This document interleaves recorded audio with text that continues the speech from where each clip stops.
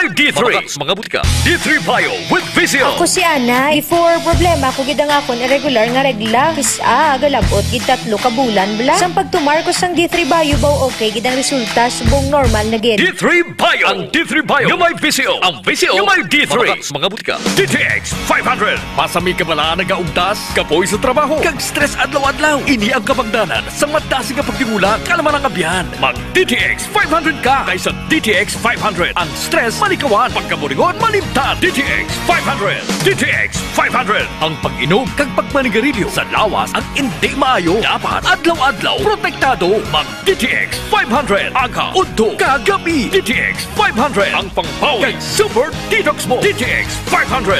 DTX Coffee Mix. Ako si Mundo Tausas, madamo na sang kape na tilawan. Apang lain gid ang DTX Coffee Mix magluwas nga manami ang sabor. Nagkupos na ako nubag nga tiil. Pati akong arthritis wala na magbalik. DTX Coffee Mix. Mabaka sa mga butika. DTX Coffee Mix. Ako si Rina Permi lang hulong akong ulo. Sang nagtesting man ako DTX Coffee Mix panami gid sang pamatjag. Nadula na ang hulong sang akong ulo. Salamat gid DTX Coffee Mix. DTX Coffee Mix. Mabaka sa mga butika. May DC ang alkaline nga vitamin C. Sige, ang una yan, niwang-niwang sa akin. Wala gid ko gana magkaon. Kag sagay lang ko ubo, lana. Insulayan ko pa no, ang may TC. Kag 1 capsule, 3 times. After 1 week, namin gid ang akong nga pamin. Salamat sa may TC. May DC. Mabaka sa mga butika. May DC ang alkaline nga vitamin C. Ako si Milagro, may ara ko ulcer. Hindi gid ko makakaon sang sakto, pero milang ko gasuka. Ginpainom ko sang may TC sang akon mama, buntag kagabi. Subong nagnami na akon pamatya. Tibugit katama. May DC. Mabaka sa mga butika.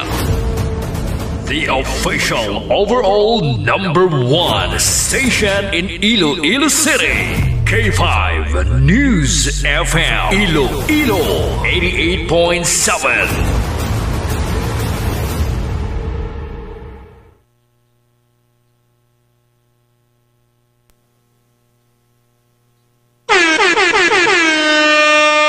Oras Philippine Standard Time, alas 6:02.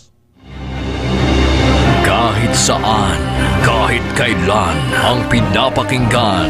K5 News FM. Number one. Ang himpilan ng sambayanan. K5 News FM. Championing the lives of the Filipino. Mga ka-K5, taus-puso po kaming nagpapasalamat sa inyong walang sawang suporta at patuloy na pagtangkilik sa aming mga programa sa 88.7 K5 News FM Iloilo. Kayo ang aming lakas at inspirasyon sa bawat balita at impormasyon na aming inihahatid. Kailanman ay hindi kami magsasawa at mapapagod dahil nakakataba ng puso na kayo ay aming mapagsilbihan. Ito ang nag-iisang kampiyon sa balita, kampiyon sa drama, kampiyon sa musika, kampiyon sa komentaryo, at kampiyon sa serbisyo publiko. K5 News FM, championing the lives of the Filipino. Kampiyon sa balita, kampiyon sa drama, kampiyon sa musika, kampiyon sa komentaryo, kampiyon sa serbisyo publiko.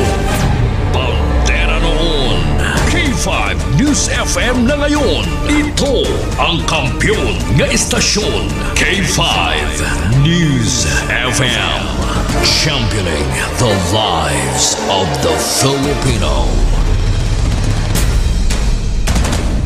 D3 Bio Evening Newscast.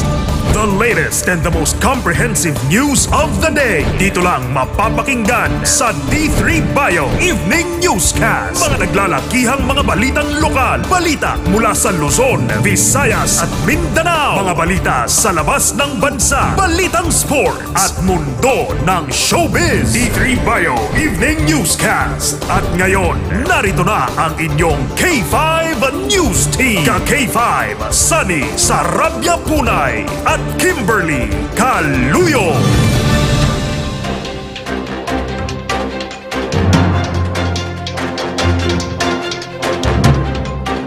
Maayong gabi Iloilo, magandang gabi Pilipinas, good evening world. Welcome sa D3 Bayo Evening Newscast. Martes nga adlaw, Enero 28, tuig 2025. Mga ka-K5, sarang kita mabatian sa 8.7 sa inyo tagsa kami FM dial. Makitaan kag mabatian man kita worldwide, pinaagi sa aton official Facebook page ang K5 News FM Iloilo 88.7 Digital. Sa gihapon sa ngalan sang serbisyo publiko, kami ang inyo mga tagbalita. Ini si K5, Sani Sarabia Punay. Kaga ko naman ang inyo alagad, ako si ka-K5, Kim Montaño Caluyo. Sa mga pangulong dinalan, ginadulong sa kaalawan sang D3 Bayo. Nahimo sa vitamin D3 kag virgin coconut oil. Para sa mga nagabalik-balik ang hilanat o bukag sipon, kag para makakalikaw kita sa dinggi, magklinika D3 Bayo. Sang klinika de alternatibo medisina, natural nga antiviral kag antibacterial. Gani kung gusto nyo mag-ayo, mag D3 Bayo. Sa nagapanguna nga balita lokal, executive clemency, dako ang impluensya sa ongoing case ni Anay Mayor Jed Mabilog, suno sa isa ka abogado. Sa dugang balitang lokal, Provincial Tourism Office, gindayaw ang kasadyahan sa Kabanwahanan 2025. Mga empleyado sang Provincial Capitol nagbinuligay sa pagpamulot sa mga basura sa nga natipon sa palibot sang Kapitolyo sang kasadyahan. General Services Office sa kan GSO nagapati nga dapat pasaran sang ordinansa ang paghiwat sang aktibidad sa Sunset Boulevard.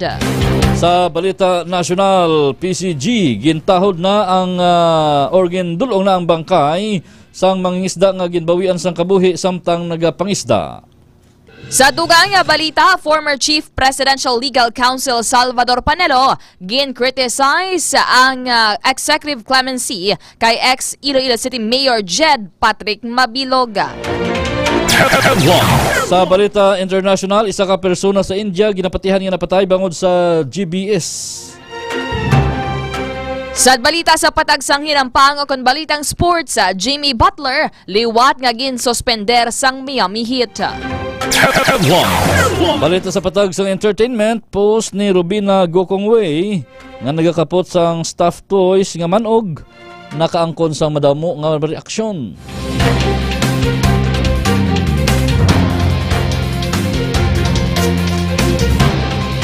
Amoy atuban ang aton mga headlines sa aton nagapanguna kag nagabaga nga mga balita. Mga balita nga una ninyo babatian sa Q5 News FM Iloilo apang sa mga pamantalaan buwas pa mabasahan. Philippine Standard Time, alas 6:08. Kagkaroon sa detalye na sa aton mga balita. Balitang lokal.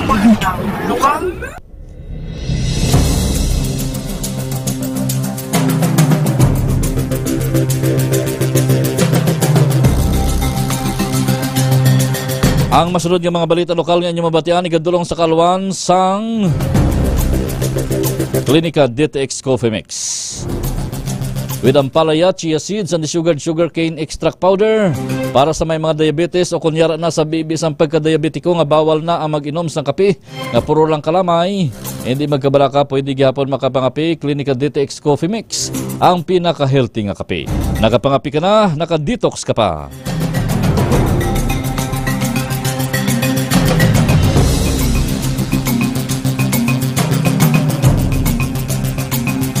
Sa detalye na sa ating mga balita lokal, ginpahig ni Attorney Ronel Di Palobos, isa ka lagting abogado sa siyudad sa Iloilo, nga wala man sang epekto sa criminal case ni Anay Mayor Jed Patrick Mabilog ang ginhatag nga executive clemency ni Presidente Ferdinand Marcos Jr. Bagod nga ang iya criminal case ang ongoing pa sa karon sa korte. Dugang pa ni Di Palobos nga magaserbe ang executive pardon sa presidente bilang isa ka dako nga impluwensya sa iya kaso sa tion nga pagapatpaton na ini sa korte. Madumduman nga ginkalipay kag ginpasalamatan ni Anay Mayor Mabilog si President Ferdinand Marcos Jr. matapos nga mabaton ang balita nga gin-grant sini ang iya nga executive clemency. Ang executive clemency amo ang natuy sa commutation of sentence, conditional pardon kag absolute pardon nga mahimo ihatag sang presidente sa rekomendasyon sang board. Sa piyak nga bahin, dalayawon ang kasadyahan sa kabanwahanan subong nga tuig 2025. Ini ang ginpahayag ni Iloilo Provincial Tourism Officer Mr. Bombet Marin sa pagpakigangot sa K5 News FM Iloilo. Suno pa kay Marin, nakita niya ang pag-upgrade sang kahiwatan subong nga tuig. Bangod nga tuman kanami ang nangin resulta sang performances sa mga festival tribes. Dugang pasang natungtan, madamo man sang naghatag kag nagpadala sang congratulatory messages sa ilang nga opisina kag sa Iloilo Provincial Government. Angot darigin pahayag ni Marin nga nagalaom ang lokal nga pangunahan sang Iloilo nga maganyat man ang iban nga mga kabanwahanan nga magpasakop sa kahiwatan sa masunod nga tuig sang kasadyahan sa kabanwahanan. Samtang nagbinuligay ang mga empleyado sang Iloilo Provincial Government sa pagpamulot sa mga basura nga natipon sa palibot sang Iloilo Provincial Capital sa ginhiwat nga kasadyahan sa kabanwahanan kadungan sang Dinagyang Festival. Ini ang suno kay Miss Mitchi Peña Florida, ang Provincial Government Environment and Natural Resources Office, matapos nga ginpatigayon ang flag raising ceremony sang Kapitolyo. Dugang pa sa natungdan nga tuman gid kadamo sa mga tawo nga nagdagyang gani madamo man nga basura ang ila natipon bangod sang kahiwatan. Madumduman nga una nga ginpahayag ni Peña Florida nga luya gid sang probinsya nga mapabilin ang katinlo sa palibot sang Kapitolyo kag maobserbar ang proper solid waste management.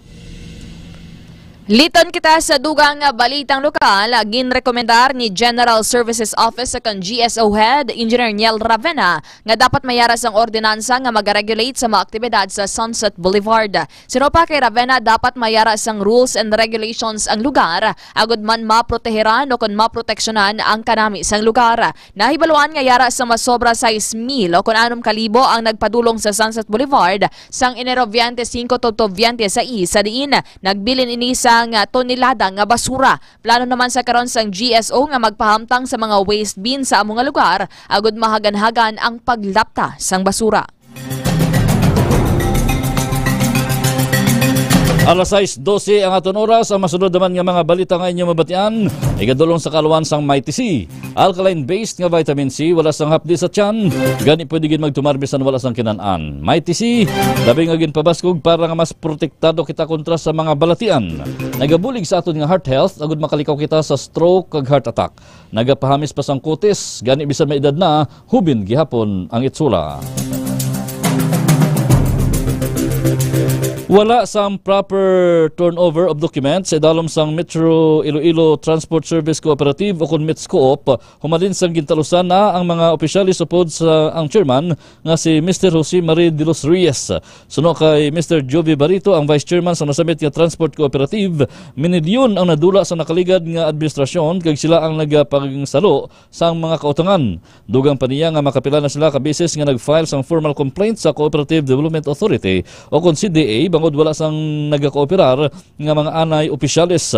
Dugay organ pasalig man ni Barito nga sa ila sa karon nga pagpamuno sa liderato ni Cherry Asibuchi, may transparency ilabi na sa financial reports sang ila operation.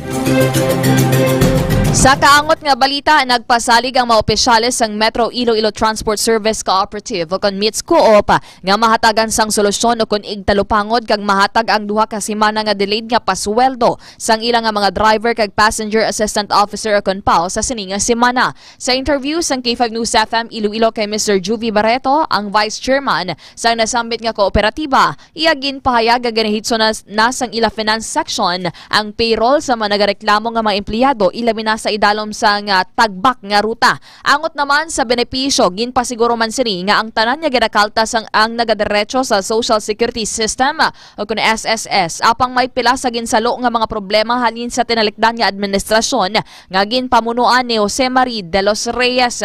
Nagpasalig naman ang among kooperatiba nga hindi maglabot sa Sabado nga adlaw makuha na sa mga empleyado ang wala pa mahatag nga sweldo. Sa karon, ginapadesisyon pa ang mga empleyado kun bala mas luyag nila sa 15 ka adlaw nga sweldohanay o kon sa tagsa ka semana.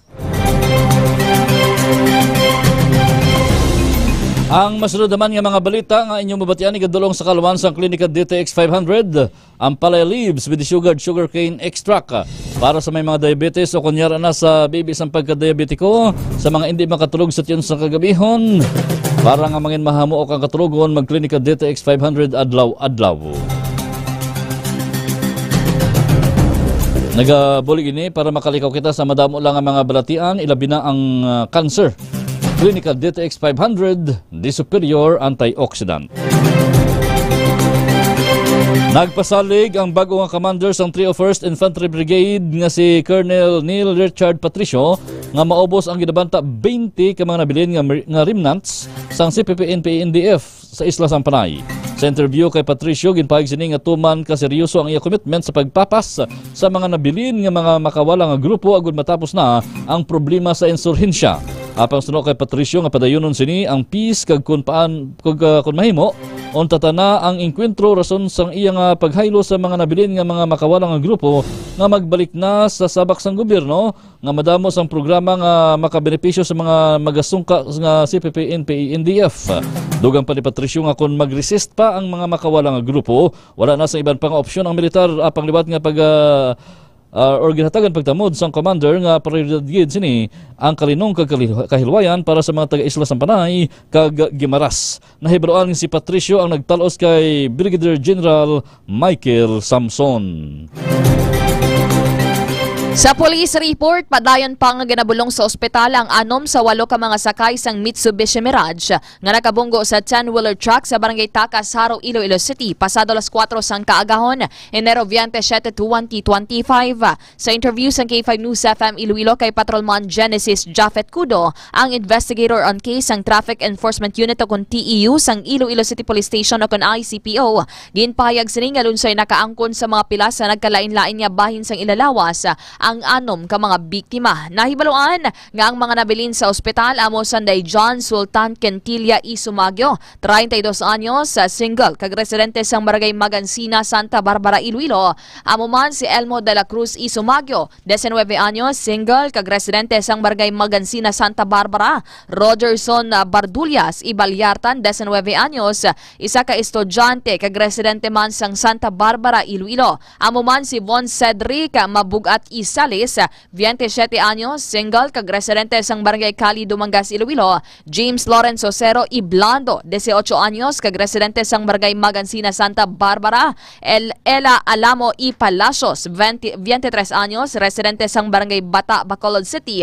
Ang mga napatay naman amo sanday Kim Joseph Sumagyo, 22 anyos, driver, kag si Rizalin Anakan, 24 anyos, kag residente sang Zone 5, Barangay Cayos, Dumangas, Iloilo. Ginkilala naman ang truck driver nga si Freddy Serios, 28 anyos, residente sang Barangay Catablas, Talisay City, Negros Occidental. Suno pa kay Kudo, 2 ka persona ang nagapungko sa front seat, kag 5 naman sa back seat. Sa rin nagasabak si Anakan sa isa sinikaupod, rason niya nagtabog inisang natabo ang nasambit nga aksidente. Madumduman niya nag-overtake sa ginasundan nga pick-up ang Mirage, kag ginaagaw ang dalan nga ginausoy sang truck. Apang bangod nga madasig ang pagmaneho no Sumagyo, nagalang-alang ang pagbalik sini sa iya linya, rason sang head-on collision. Hindi pa matumod sang kapulisan kunyara sa impluwensya sang makahuluwog nga ilimnon ang mga biktima. Apang sa impormasyon nga gikan ang mga ini sa isa ka bar sa Mandurriao, siri nagsinadya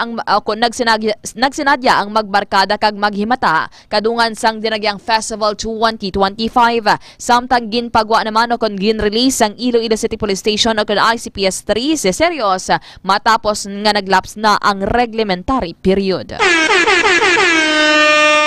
Oras sa K5 News FM Iloilo, Philippine Standard Time, alas 6:19. Balitang National.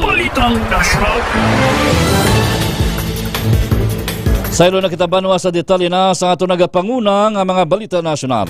Ginadulong sa kaalwan sa Klinika DTX Beauty Soap. Para sa mga luyag magputi kag maghamis ang kutis, magklinika DTX Beauty Soap adlaw-adlaw kada magpaligo. Nagabulig ini para makalikaw kita sa mga skin diseases, kasubong sang katikati, buni, punggod kag iban pa. Klinika DTX Beauty Soap na antimicrobial soap pa. Sa detalye na sa mga balita nasyonal, gindulong na sang Philippine Coast Guard ang bangkay sang mangingisda nga si Elpidio Lamban, 58 anyos, gikan sa Silangin Island padulong sa Subic, Zambales sang Enero 27. Suno kay Michael Vasquez, kapitan sang FBI nga naka-eksperyensya sang kabudlay sa pagginhawa ang kagpagpadanuka sang dugo si Lamban samtang nagapangisda. Giloy naman ini nga gin-report sa BRP Cabra nga mo naman ang nagpadala sang bulig agud nga madala sang hilway ang bangkay. Nagpadulong sa Subic Bay ang BRP Cabra sa ini nga Enero 28 samtang nakigangot naman ang CGA Zambales sa pamilya sa mga serbisyo nga kinahanglanon.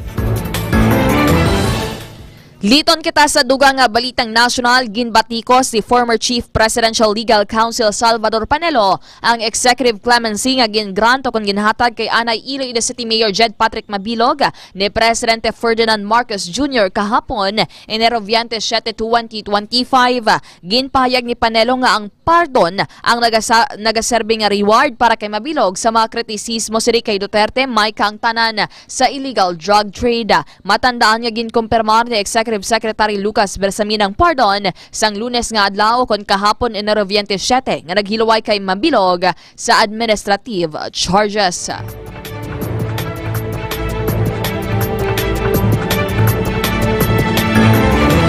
Yan nga bahin sa aton mga pagbalita, ginadulong naman sa kaluan sang Klinika Dio Fresh Dio Roll-On. Pagkatapos paligo, hindi gin magkaripat magamit sang Klinika Dio Fresh Dio Roll-On para preska gihapon ang pamatyagan sa bilog nga adlaw. Naghatag ini sang 48-hour protection kontra sa bahong balhas. Klinika Dio Fresh, the natural Dio Roll-On. Nagpirma na sa isa ka Memorandum of Understanding ang Comelec kag TikTok para sa ila kampanya sa election transparency kag digital integrity. Si dalom sini nakigangot ang duha ka mga organisasyon sa isa kag isa agud nga masiguro ang talunsay nga kampanya kag eleksyon gamit ang impormasyon sa nasamit nga social media platform. Ginpakigbahin sang TikTok ang ila ginahimo nga programa amo ang batok sa fake news kag misinformation sa ila platform ilabi na ang may kaungtanan sa piniliay. Padayon naman nga makigangot ang Comelec sa mga social media platforms.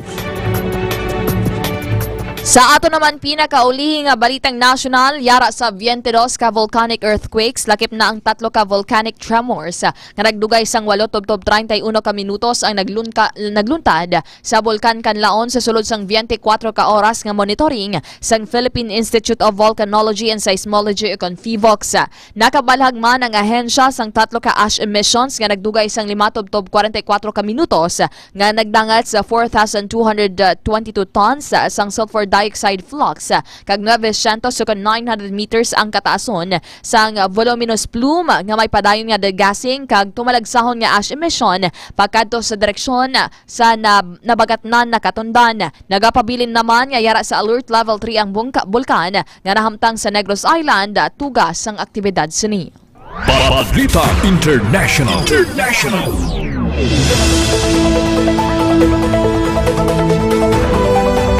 Kagkaroon sa detalye naman sa aton balita international, ginadulong sa kaluan sa Extend Food Supplement for Men with Maca and Clavo Huasca.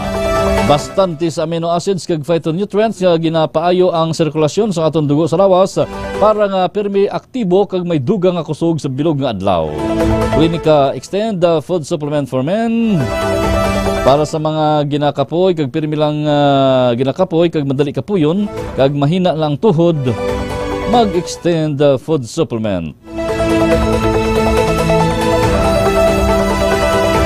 Ginapatihan nga bangod sa Guillain-Barré syndrome o kon GBS, isa ka neurological disease ang nagatugas ang pagpalaminhod, pagpalangluya kag pagpalanakit sa kalawasan ang gitunaan sang kamatayon sa isa ka persona sa Maharashtra state sa India kasunod sang outbreak sa nasambit nga balatian suno sa health officials.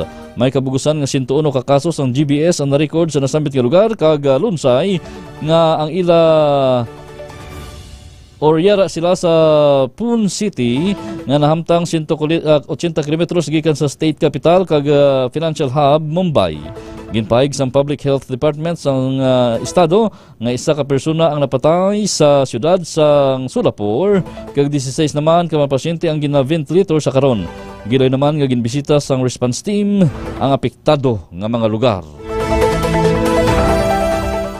Sa ato naman dugang balitang international, ginsugura na sa mga otoridad sa Mexico ang pagtugod sang mahigante nga tolda sa siyudad Juarez akon sa Juarez City agod nga maghanda para sa posible nga pagdagsa sa mga Meksikano nga gin-deport sa idalom sang ginpasalig nga mass deportation ni United States President Donald Trump. Ang temporaryo nga mga pasilungan ang may capacity nga mga mapuyan sang linibo ka mga tawo. Magahatag naman sang ang otoridad sa lugar sa mga gindeport nga mga Mexicano sang pagkaon, temporaryo nga puluyan, medical attention kag bulig sa pagkuha sang ilang nga mga dokumento. Ginabanta nga yara sa 5 ka milyon nga mga Mexicano ang nagapuyo sa Estados Unidos nga wala sang pagpahanugot kag ukon wala sa mga dokumento. Kag sunod naman sa pag-analisar sang Mexican think tank nga El Colegio de la Frontera Norte o CONCOLEF base sa bagong nga datos sang census sang Estados Unidos. Balitang Sports. Sa detalye naman banwa sa aton balita sa patag sa hinampang ginadulong sa kalwan sang klinika Spur Biotics with 80 billion CFU sang good bacteria o kon probiotics. Sa mga nabudlayan magpamuhin, magklinika Spur Biotics. Nagabulig ini tinlo sa aton tiyan kag kulon agud makalikaw kita sa mga balatian ilabi na ang colon cancer. Klinika Spur Biotics, the fortified probiotics. Liwat nga ginsuspender sang Miami Heat si Jimmy Butler matapos nga nag-walkout ini sa ila practice. Wala pa mahibuluan kung pila ka games nga suspendido ini kag wala sa may mabaton nga sweldo. Ini na ay katatlo ka beses nga ginsuspend si Butler. Madumduman nga unang nga ginsuspender si Butler sang 7 ka games. Nasundan pa ini sang 3 pagid ka games kag subong wala pa mahibuluan kung pila naman ka games ini nga suspendido. Balitang Entertainment. Kag sa ato naman balitang showbiz, trending sa karon amo man nga nakabaton sang nalain-lain nga reaksyon gikan sa mga netizen matapos nga mag-post si Robina Gokongwei Pe sang litrato sini nga nagauyat sa mga stuffed toys nga manoga. Yari naman ang kabugusan nga caption sang iya post. Sa iya sini nga post nakasulat nga Luke who finally decided to come out hiding, my shining shimmering golden twin with his pretty in pink girlfriend. Madumduman nga sang dekada 90 naglapta ang isa ka huring-huring nga may kapid nga lalaki si Pe kung sariin ginapahayag nga isa ini kamanoga.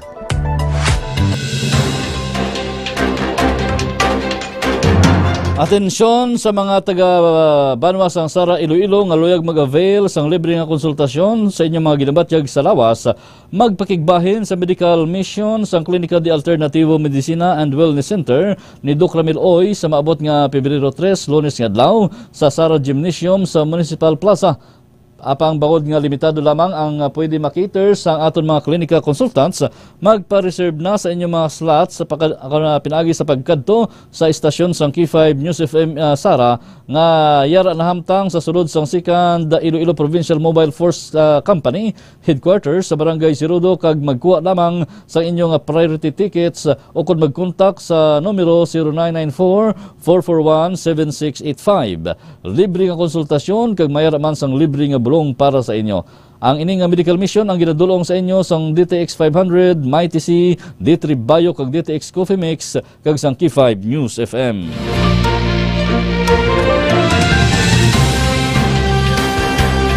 Sa ato naman pinakamaayong balita sa Joshua 10:25 nagasiling. Nagsiling si Josue sa ila, hindi ka mo magkahadlok o kon magkalawya. Magpakalig-on ka mo kag magpakaisog. Amo ini ang himuon sa Ginoo sa tanan ninyo nga mga kaaway.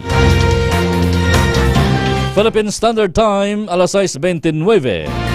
Kag amay ito ba namang kabugusan sa ato nagapanguna nga mga balita sa D3 Bio Evening Newscast. Mga ka-K5, padayon ka mo nga mag-like, mag-follow, kag-share sa mga official social media pages.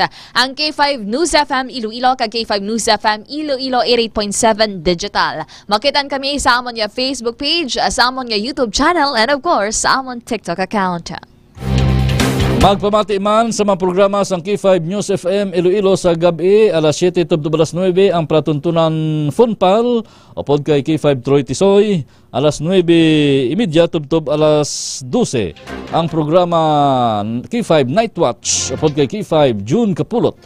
Kag ang aton matahom nga drama Rihas Mabatian alas 4 tubtob alas 4:30 sa hapon. Ining mga pagbalita ginadulong man sa inyo kaupod ni Kaki5 Bri Espiha o Malay nga nagapalangga gid sa mga taga-pututan. Sa ngalan sang bugos nga puwersa sang K5 News Center, Sa gyapon kami ang inyong mga tagbalita, ini si K5 Sunny Sarabia Punay. Kaga ko naman ang inyo alagad, ako si K5 Kim Montaño Caluyo. Para sa kampyon nga balita, serbisyo publiko kag kalingawan sa Iloilo, number 1 na kita. K5 News FM. Kampiyon sa balita, kampiyon sa drama, kampiyon sa